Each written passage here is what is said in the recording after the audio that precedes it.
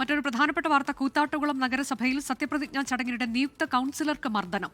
16ാം വാർഡിൽ നിന്ന് വിജയിച്ച UDF-ലെ ജോമി മാത്യുവിനാണ് പരുക്കേറ്റത്. സംഭവത്തിൽ മംഗലത്ത് താഴം സ്വദേശി ജോസഫ് കുര്യനെ പോലീസ് കസ്റ്റഡിയിലെടുത്തു. ദൃശ്യങ്ങളിലേക്ക്.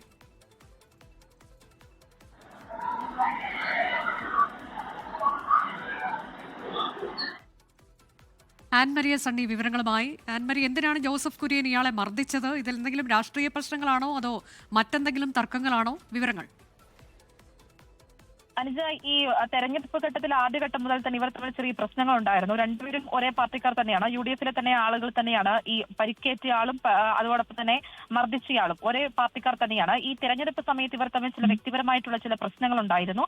ആ പ്രശ്നങ്ങളുടെ വൈരാഗ്യത്തിലാണ് ഇയാൾ ഈ രീതിയിലുള്ള ഒരു മർദ്ദനത്തിലേക്ക് കടന്നത് എന്നാണ് പ്രാഥമികമായിട്ട് നമുക്ക് അവിടുന്ന് ലഭിക്കുന്ന വിവരം. സത്യപ്രതിജ്ഞ നടക്കുന്നതിനിടയിൽ വേദിയുടെ മുൻവശത്തിരുന്ന ജോമി മാത്യുവിന്റെ പിന്നിൽ നിന്ന് ഈ കയ്യിൽ കരുതിയ കല്ലുപയോഗിച്ച് ജോസഫ് എന്ന് പറയുന്നയാള് മർദ്ദിക്കുകയായിരുന്നു. മർദ്ദനത്തിൽ ജോമിയുടെ തലയുടെ പിന്നിൽ പരിക്കേറ്റിട്ടുണ്ട്. പിന്നീട് തൊട്ടടുത്തുണ്ടായിരുന്ന സ്വകാര്യ ആശുപത്രിയിൽ പ്രവേശിപ്പിച്ച് പ്രാഥമിക ചികിത്സ കഴിഞ്ഞതിന് ശേഷമാണ് സത്യപ്രതിജ്ഞ പൂർത്തിയാക്കിയത്. കൂത്താട്ടുകുളം നഗരസഭയിൽ കോൺഗ്രസ് കൌൺസിലർക്കാണ് മർദ്ദനമേറ്റത്.